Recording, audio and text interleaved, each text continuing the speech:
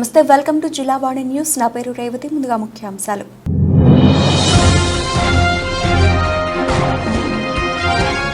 ఇంద్రకీలాద్రిపై దుర్గమ్మను దర్శించుకున్న ప్రముఖ ప్రవచనకర్త చాగంటి కోటేశ్వరరావు ఆలయ మర్యాదలతో స్వాగతం పలికి అమ్మవారి దర్శనం కల్పించిన ఆలయ కార్యనిర్వహణాధికారి కెఎస్ రామారావు.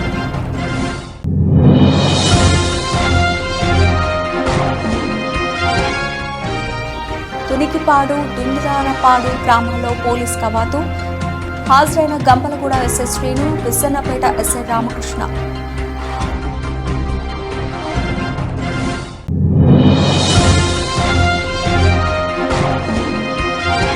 కాకినాడ గణపతి పీఠంలో ఏకదంత సంకష్టహర చతుర్థి.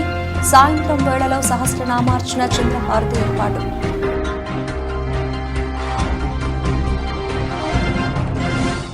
విజయవాడ ఇంద్రకీలాద్రిపై వేంచేసిన శ్రీ దుర్గామల్లేశ్వర దేవస్థానంలో దుర్గమ్మను కుటుంబ సభ్యులతో కలిసి దర్శించుకున్నారు ప్రముఖ ప్రవచనకర్త చాగంటి కోటేశ్వరరావు.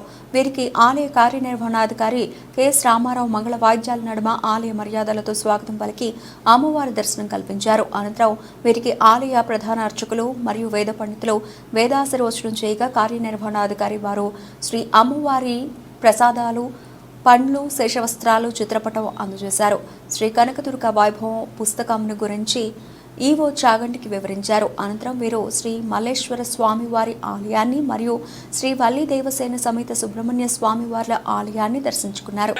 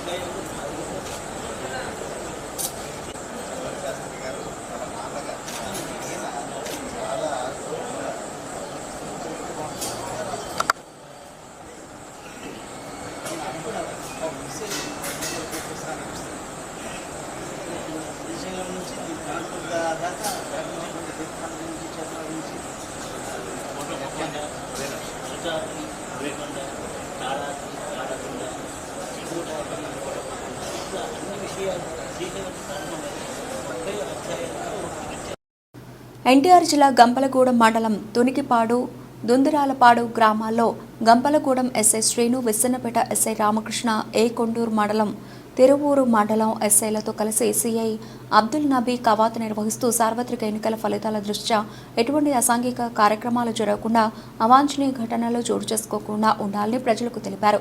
చట్టాన్ని ఉల్లంఘించిన ఎడల కఠిన శిక్షలు తప్పవని హెచ్చరించారు.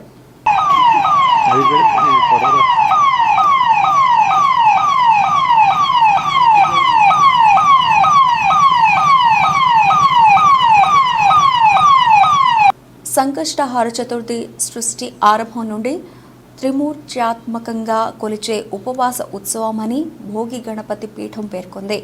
ఏకదంత సంకష్టహార చతుర్థి సందర్భంగా కాకినాడలో ఆదివారం ఉదయం సన్నాయి మంగళ వాయిద్యాలతో నగర సంకీర్తన, పాలవెల్లి పండ్ల తోరణాలతో సిద్ధి బుద్ధి గణేష కలశ ప్రతిష్ఠ నిర్వహించి సాయంత్రం వేళలో సహస్రనామార్చన, చంద్రహారతి ఏర్పాటు చేశారు. ఉపవాసకులకు రవిక, పసుపు, కుంకుమ, గాజులు, తాంబూలాలతో అల్పాహారం అందించారు.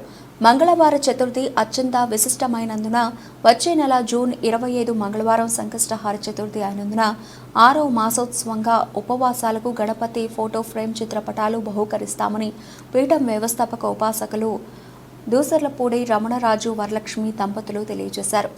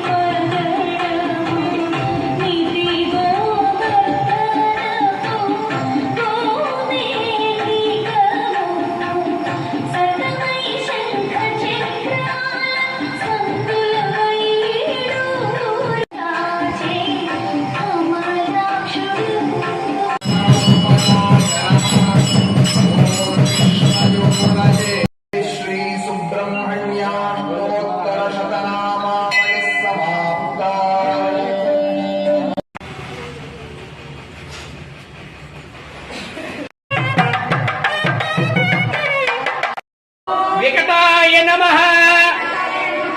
ఓం విఘ్నరాజాయ నమః. ఓం గణాధిపాయ నమః. ఓం ఏకదంత సంకష్టహర చతుర్థి సందర్భంగా స్వయంభూ కాకినాడ భోగి గణపతి పీఠంలో స్వామివారి యొక్క నగర సంకీర్తన, సన్నాయి మంగళ వాయిద్యాలతో, చతుర్థి ఉపవాసకులతో జరిగి సిద్ధి బుద్ధి సమేత విఘ్నేశ్వర స్వామివారి యొక్క కలశ ప్రతిష్ట, అదేవిధంగా స్వామివారి యొక్క పూజా కార్యక్రమాలు పూర్తి చేసుకుని సాయంత్రం వేళలో సామూహిక సహస్రనామ పారాయణ, మంగళహారతి, ఉపవాసకులకు పసుపు, కుంకుమ, రవిక, గాజుల యొక్క ప్రధానంతో అల్పాహారం ఏర్పాటు. ఈ విధంగా సంకష్టహార చతుర్థి 2026 మాఘమాసం వరకు 24 నెలల పాటు చతుర్థి మాసోత్సవాలు భోగి గణపతి పీఠంలో నిర్వహణ జరుగుతూ ఉన్నాయి.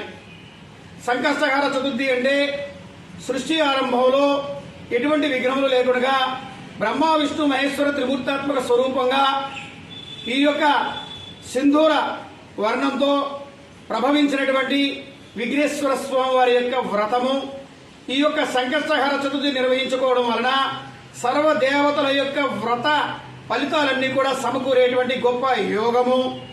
సంకష్టహార చతుర్థి అంటే మంగళవారం చాలా అత్యంత విశిష్టమైనది. వచ్చే నెల జూన్ నెలలో 25వ తేదీన మంగళవారం నాడు సంకష్టహార చతుర్థి జరుగుతుంది. ఆ సందర్భంగా చతుర్థి ఉపవాసకులకి గణపతి యొక్క ఫోటో ఫ్రేమ్ తోటి చిత్రపటాల బహుకరణ కార్యక్రమం భోగి గణపతి పీఠం నిర్వహిస్తోంది. గణేష్ మహారాజుకి జై.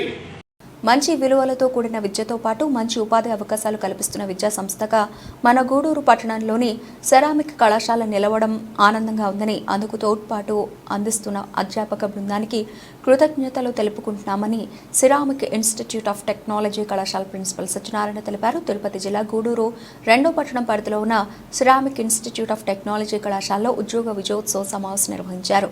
Gudur ceramic institute of technology కళాశాలలో నిర్వహించిన ఉద్యోగ విజయోత్సవ సమావేశంలో పట్టణంలో ఉన్న ప్రముఖ అధికారులు మరియు కళాశాలలో చదివి ఉన్నత స్థానాలకు చేరుకున్న వారు పాల్గొని వారి అనుభవాలను పంచుకున్నారు. ఈ సందర్భంగా కళాశాల ప్రిన్సిపల్ సత్యనారాయణ మాట్లాడుతూ తమ కళాశాలలో విద్యార్థులు క్రమశిక్షణతో ఎలాంటి చెడు అలవాట్లకు లోను కాకుండా విద్యను అభ్యసించి మంచి ఉపాధి అవకాశాలు పొందుతున్నారని ఆనందం వ్యక్తం చేశారు.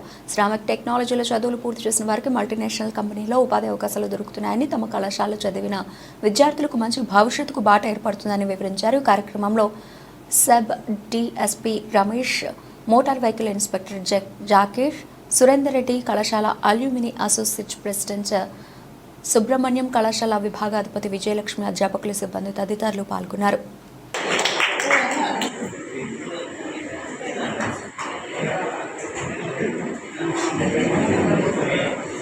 జాబ్ అచీవర్స్ డే కండక్ట్ చేయడానికి ముఖ్య ఉద్దేశం పేరెంట్స్ని ఫెలిసిటేట్ చేయడం. అట్ ది సేమ్ టైం ఇటువంటి డిగ్నిటరీస్ని పిలవడంలో కారణం ఏంటంటే ప్రస్తుతం మన యూత్ ఈ డ్రగ్స్కి బాగా ఇంక్లైన్ అవుతున్నది. అఫ్కోర్స్ మీ పెద్దల ఆశీర్వచనము, దేవుడి ఆశీస్సులతో అటువంటి ప్రాబ్లమ్స్ మా కాలేజీలో ఏం లేవు. అయినా సరే యాజ్ అ ప్రికాషనరీ మెజర్గా మన డిఎస్పీ గారు రిక్వెస్ట్ చేయడం జరిగింది. అట్లాగే మన ఆర్టీఓ ఆదినారాయణ గారిని కూడా పిలవడం జరిగింది. వారు చిన్న సమస్య మూలంగా మన జకీర్ సార్ని పంపించి పిల్లలు లైసెన్స్ ఎలా తీసుకోవాలి, లైసెన్స్ తీసుకున్న తర్వాత వాళ్ళు తీసుకునే జాగ్రత్తలు ఏంటి, మనం యాజ్ అ సిటిజన్స్గా మన ప్రయత్నం, మనం ఒక యాక్సిడెంట్ అయినప్పుడు ముఖ్యంగా తల్లిదండ్రులు చాలా దూరం నుంచి వచ్చి పిల్లలు గమనించాలని ఏదో చూస్తున్నందుకు నాకు చాలా చాలా ఆనందంగా ఉంది. ఎందుకంటే ముఖ్యంగా ఈ విషయం మీకు చెప్పాలి. నేను ముందు కూడా ఒక సందర్భంగా చెప్పాను కూడా. నేను సెరామిక్స్ జాయిన్ అవుతున్నప్పుడు మా తండ్రి గారు పూర్తిగా ఒప్పుకోలేదు. సో ఆయనతో గొడవపడి ఈ కోర్సు నేను చేరడం జరిగింది. సంవత్సరంతో పాటు ఆయన మాట్లాడలేదు కూడా. ఆ రోజు నా మనసులో ఆయన వద్దనే మనం చదివాను కాబట్టి ఏ రోజైనా ఆయన మనం ప్రూవ్ చేస్తాము, ఇది మంచి కోర్సు, నేను తప్పు చేయలేదు అన్న పట్టుదలతో కూడా నేను చదువుకొని ఉద్యోగం చేయడం జరిగింది. ముఖ్యంగా నేను తల్లిదండ్రులకి ఏం చెప్పదలుచున్నానంటే, సార్ చెప్పినట్టు చాలా ఇన్స్టిట్యూషన్స్లో కూడా ఉద్యోగాలు లేని పరిస్థితి ఈరోజు ఉంది. అదేవిధంగా సెరామిక్స్ చదువుకున్న వాళ్ళు ఒక ఉద్యోగం రెండు ఉద్యోగాలు ఉంటే ఒక అభ్యర్థి ఉన్నాడు ఈరోజు.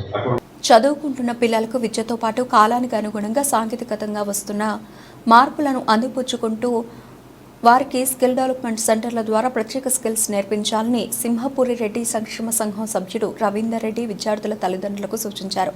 తిరుపతి జిల్లా గూడూరు పట్టణంలోని డిఎన్ఆర్ కమ్యూనిటీ హాల్లో గున్నం సేవా ట్రస్ట్ ఆధ్వర్యంలో పేదలకు నిత్యావసర సరుకులు పంపిణీ కార్యక్రమం నిర్వహించారు. ప్రతి నెల 4వ ఆదివారం సింహపురి రెడ్డి సంక్షేమ సంఘం ఆధ్వర్యంలో గున్నం సేవా ట్రస్ట్ ఆధ్వర్యంలో ఎంపిక చేసిన రెడ్డి కమ్యూనిటీ పేద కుటుంబాలకు నిత్యావసర సరుకుల పంపిణీ కార్యక్రమం నిర్వహించడం ఆనవాయితీగా వస్తోంది. ఈ కార్యక్రమంలో పాల్గొన్న సింహపురి రెడ్డి సంక్షేమ సంఘం సభ్యుడు రవీందర్ రెడ్డి మాట్లాడుతూ ఈ కార్యక్రమాన్ని సింహపురి రెడ్డి సంక్షేమ సంఘం ఆధ్వర్యంలో క్రమం తప్పకుండా నిర్వహించడం అభినందనీయమని తెలిపారు. ఈ కార్యక్రమంలో దశరథ రామరెడ్డి, సనత్ కుమార్ రెడ్డి, ప్రజేందర్ రెడ్డి, శ్రీనివాసులు రెడ్డి, కృష్ణారెడ్డి, కిషోర్ రెడ్డి, అనిల్ రెడ్డి, శివరాం రెడ్డి తదితరులు పాల్గొన్నారు. గున్నం సేవా ట్రస్ట్ వారి ఆధ్వర్యంలో పేదలకు, రెడ్డి కులంలో ఉన్నటువంటి నిరుపేదలకు పలసరుకుల కార్యక్రమం జరుగుతుంది.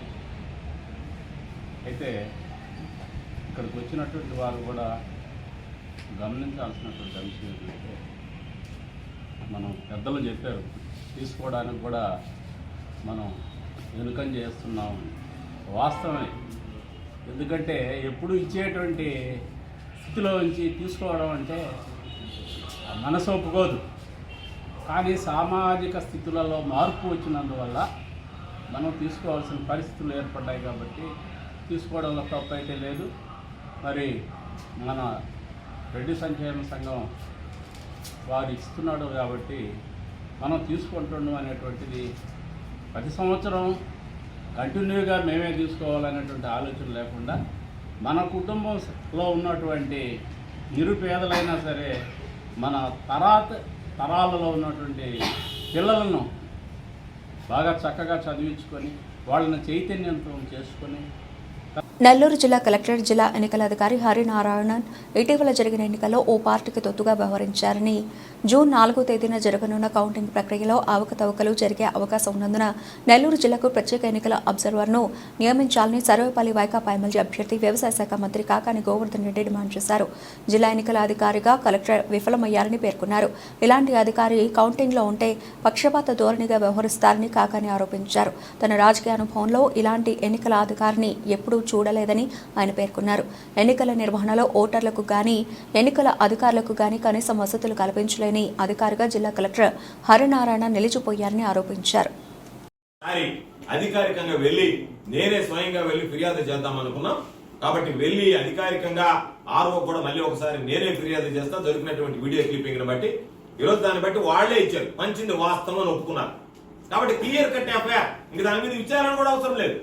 మానవతా దృక్పథంతో పంచాడా, ఇంకొక దృక్పథంతో పంచాడా, ప్రతి ఒక్కడు ఎన్నికల్లో పంచేవాడు మానవతా దృక్పథం అని చెప్తాడు, తీసుకునేవాడు మానవతా దృక్పథంతోనే తీసుకుంటాడు.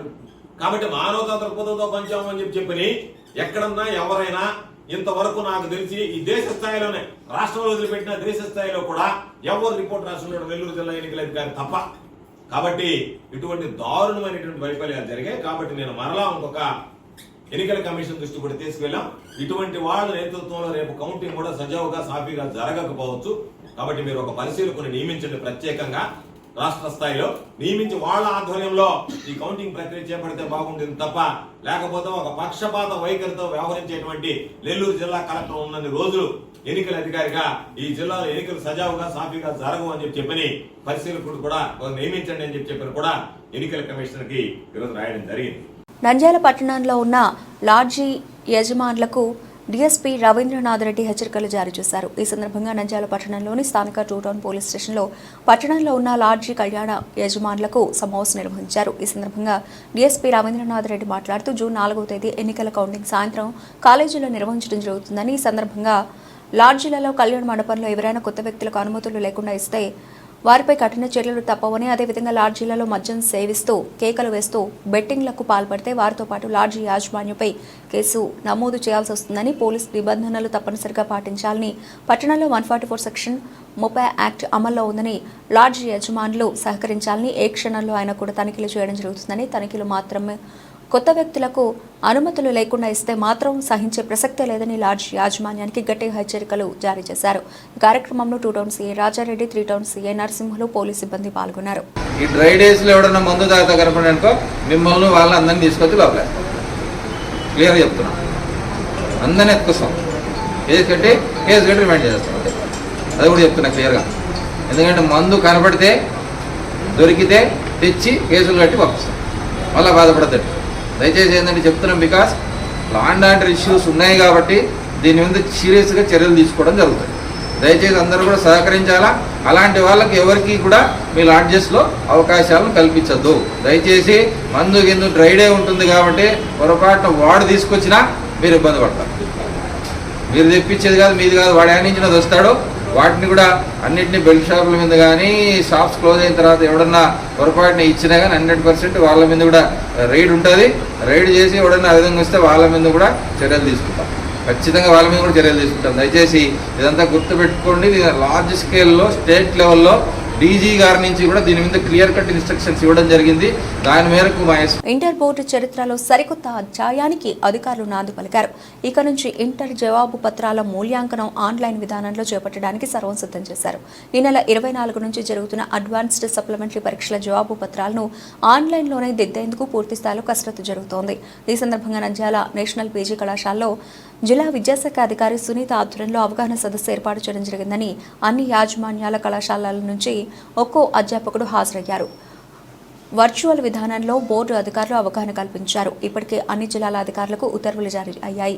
గతంలో ప్రతి జిల్లాలోనూ మూల్యాంకనం కేంద్రం ఏర్పాటు చేసేవారు. వార్షిక పరీక్షలకు 20 రోజులు, సప్లిమెంటరీ పరీక్షలకు 12 రోజుల పాటు మూల్యాంకనం జరిగింది. సప్లిమెంటరీ పరీక్షలు పూర్తయిన తర్వాత చేపట్టే మూల్యాంకనం సరిగ్గా జూన్ 1 నుంచి మొదలవుతుంది. అప్పుడప్పుడే జూనియర్ కళాశాలలు పునః ప్రారంభమవుతూ ఉండడంతో ఆ సమయంలో విద్యార్థుల అడ్మిషన్లు జరుగుతూ ఉంటాయి. అయితే అధ్యాపకులందరూ స్పాట్స్ కేంద్రంలో ఉండాల్సి రావడంతో ఓవైపు తరగతుల నిర్వహణకు ఆటంకంతో పాటు మరోవైపు అడ్మిషన్లకు ఇబ్బందిగా మారుతోంది. ప్రభుత్వ కళాశాలలో ఈ సమస్యను అధిగమించి అధ్యాపకులందరూ కళాశాలలో అందుబాటులో ఉండేందుకు ఆన్లైన్ మూల్యాంకనం విధానం తీసుకొచ్చినట్లు తెలిపారు.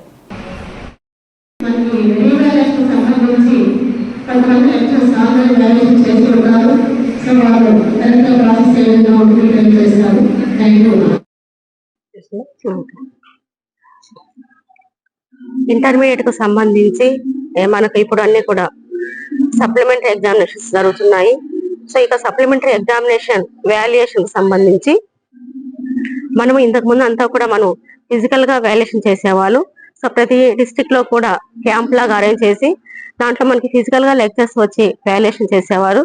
కానీ ఈ సప్లిమెంటరీ ఎగ్జామినేషన్స్ పూర్తిగా ఆన్లైన్ లోనే వాల్యుయేషన్ చేయబడుతుంది. సో ఇందుకు సంబంధించి ఈ యొక్క ఆన్లైన్ వాల్యుయేషన్ కరెక్షన్ ఏ విధంగా చేయాలి అనేటువంటి దాని గురించి మన లెక్చర్స్ అందరికీ కూడా డెమో ట్రైనింగ్ లాగా ఇవ్వడానికి ఈ రోజు మనము నేషనల్ పీజీ కాలేజీలో మనం యొక్క సెంటర్ దాంట్లో మనం మీటింగ్ ను అరేంజ్ చేసి ఉన్నాము. సో బోర్డు వాళ్ళు ఇచ్చినటువంటి ఆ యొక్క వాటికి సంబంధించి ట్రైనింగ్ క్లాసెస్ అనేది ఇక్కడ జరగబడుతుంది. సో ఈ యొక్క ఆన్లైన్ వాల్యుయేషన్ కి మనకి ఎటువంటి ఇబ్బంది లేకుండా అన్ని పర్ఫెక్ట్ గా చేయడానికి అవకాశం ఉంది. నంద్యాలలో వార్డు గ్రామ వాలంటీర్లు 5 ఏళ్ల పాటు ప్రజలకు సేవలందించారు. ఎన్నికల సమయంలో అధికార పార్టీ ఒత్తిళ్లకు గురై కొందరు రాజీనామాలు చేశారు. వైసీపీ అభ్యర్థులకు మద్దతుగా ప్రచారం కూడా చేశారు. అప్పుడు రాజీనామాలు చేసిన వాలంటీర్లు ఇప్పుడు తలలు పట్టుకుంటున్నారు. ఎందుకు రాజీనామాలు చేశామా అని బాధపడుతున్నారు. రాజీనామాలు చేసి తప్పు చేశామా అని మదన పడుతున్నారు. వైసీపీ ప్రభుత్వం రాకపోతే తమ పరిస్థితి ఏంటంటూ ఆవేదన చెందుతున్నారు. గత ఎన్నికల్లో వైసీపీ అధికారంలోకి రాగానే గ్రామ వార్డు వాలంటీర్లను నియమించింది.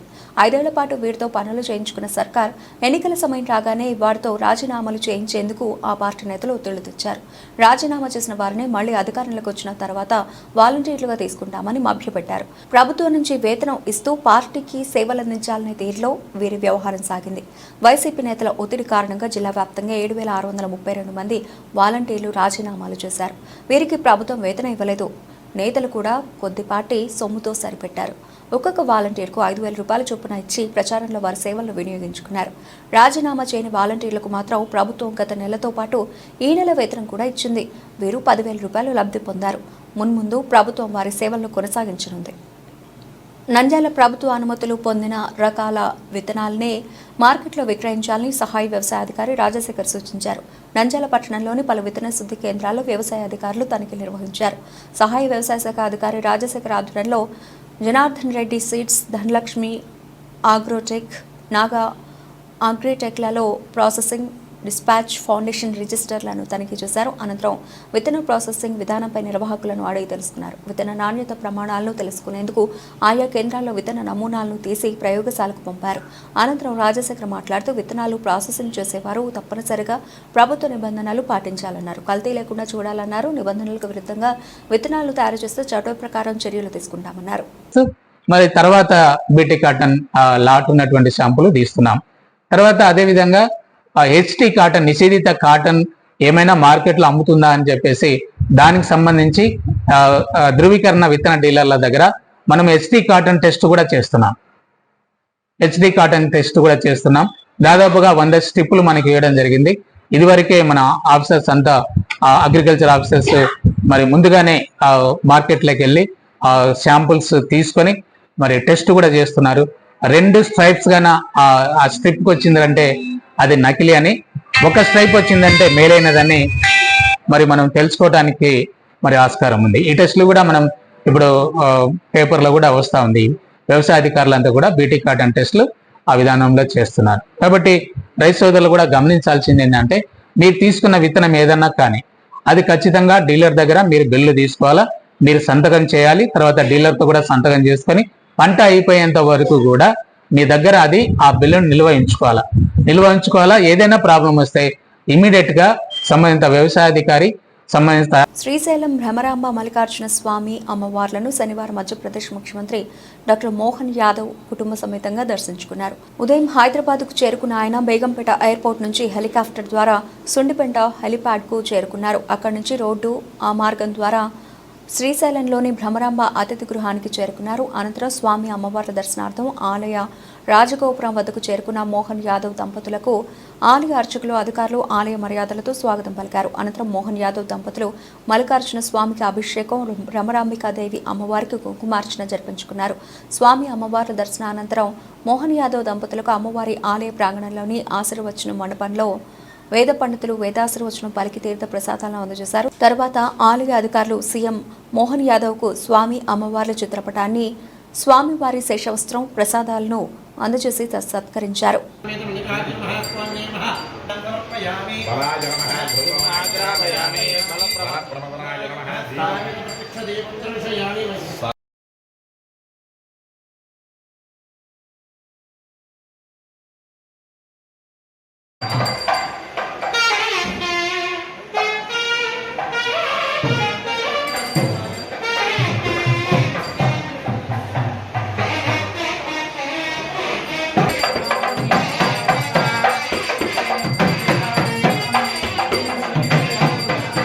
నంద్యాల జిల్లా ఎస్పీ కె రఘువీర్ రెడ్డి ఆదేశాల మేరకు నంద్యాల టౌన్ డీఎస్పీ రవీంద్రనాథ్ రెడ్డి సూచనలతో నంద్యాల పట్టణం 3 టౌన్ పోలీస్ స్టేషన్ పరిధిలోని ఏకలవ్య నగర్లో 3 టౌన్ ఇన్స్పెక్టర్ నరసింహుల ఆధ్వర్యంలో స్థానిక పోలీస్ సిబ్బంది సహకారంతో కార్డన్ సెర్చ్ నిర్వహించడం జరిగింది. ఈ కార్డన్ సెర్చ్లో భాగంగా రౌడీ షీటర్లు, నేర చరిత్ర గల వారిని, అనుమానితుల ఇళ్లలో సోదాలు నిర్వహించడం జరిగింది.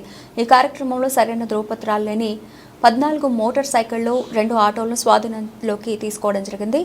అనంతరం స్థానిక ప్రజలతో, రాజకీయ పార్టీ నాయకులతో జూన్ 4వ తేదీన జరుగుతున్న కౌంటింగ్ దృష్టిలో ఉంచుకొని పట్టణంలో ఎటువంటి అల్లర్లు చెలరేగకుండా అవగాహన కార్యక్రమాలు నిర్వహించి ప్రజలందరూ వివాదాలకు దూరంగా ఉండాలి, శాంతియుతంగా మెలగాలని, జిల్లా మొత్తం 30 పోలీస్ యాక్ట్ అమల్లో ఉందని అవగాహన కార్యక్రమాలు నిర్వహించడం జరిగింది. ఇక్కడ కనిపిస్తే అందరూ కూడా మళ్ళీ సిఆర్పిఎఫ్ ఫోర్స్ ఉన్నారు కదా, వాళ్ళందరూ కూడా మళ్ళీ వచ్చినారు. ఎలక్షన్స్ రోజు అందరూ కూడా చిన్న గలాటంతో లేకుండా కోఆపరేట్ చేసినారు. అదేవిధంగా కోఆపరేట్ చేస్తే మీకు మంచిది, మాకు మంచిది, అందరికీ మంచిది. అలా కాకుండా పొరపాటున ఏమన్నా చిన్న దాంట్లో ఏమన్నా ఇష్యూ చేసినా అనుకోండి, అది చాలా సివియర్ యాక్షన్కి దాని కింద వెళ్ళిపోతుంది అనమాట. అట్లా ఓకేనా? బులెటిన్ ముగించే ముందు హెడ్లైన్స్ మరోసారి.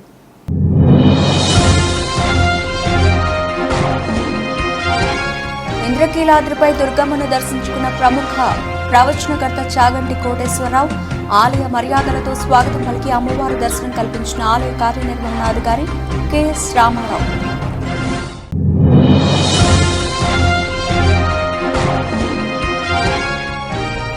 తునికిపాడు, దుందిరారపాడు గ్రామాల్లో పోలీస్ కవాతు, హాజరైన గంపలగూడ ఎస్ఐ శ్రీను, విస్సన్నపేట ఎస్ఐ రామకృష్ణ.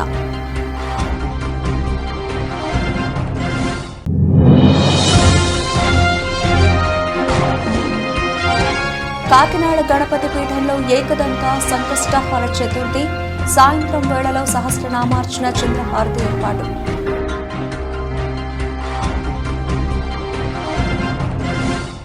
ఇవి ఇప్పటివరకు నవల్సిన అప్డేట్స్. మరిన్ని అప్డేట్స్తో మళ్ళీ కలుద్దాం. అంతవరకు సెలవు. నమస్తే.